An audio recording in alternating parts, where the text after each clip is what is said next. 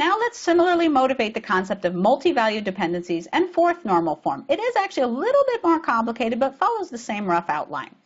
Now let's look at a different portion of the information about applying, and let's suppose for now that we're just concerned about students, what colleges they're applying to, and what high schools they went to.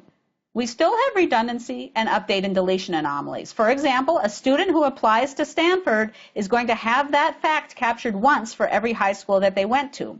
A student who went to Palo Alto High School will have that fact captured once for every college they apply to.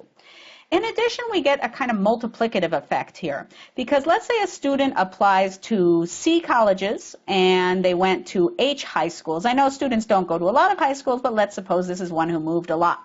In that case, we're going to have C times H tuples. What we'd really like to have is something more on the order of C plus H, because then we'd be capturing each piece of information just once. Now, the interesting thing is that the badness of this particular design is not addressed by Boyce-Codd normal form. In fact, this relation is in Boyce-Codd normal form because it has no functional dependencies. It's not the case that every instance of a social security number is associated with a single college name or a single high school.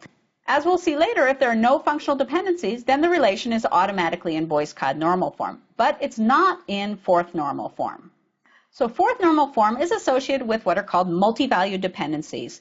When we specify a multi-valued dependency, as we've done here with the double arrow, what this is saying is that if we take a particular social security number, in the relation we will have every combination of college names that are associated with that social security number with every high school that's associated with that social security number.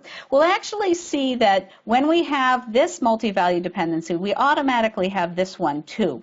I know it seems a bit complicated, and we will formalize it completely, but for now just think about the English statement that multi-valued dependency is saying that we're going to have every combination of those two attributes, or the values in those attributes, for a given social security number. In other words, those values are really independent of each other. So if we have that situation, then what we should really do is store each college name and each high school for each social security number one time. And that's what fourth normal form will do for us. Fourth normal form, similarly to Boyce-Codd normal form, says if we have a dependency, then the left-hand side must be a key. In this case, it's a multi-valued dependency we're looking at, so it's really saying something different.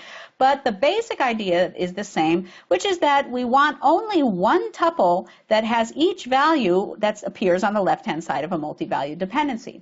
So let's see what would happen in this example if we use our multi-valued dependencies to decompose the relation based on the idea of fourth normal form. Well, it is the intuitive thing that happens. We separate the information about the college names that a student applies to from the information about the high schools themselves, and then we'll see that we only store each fact once, and we do get the behavior of having C plus H tuples instead of C times H tuples.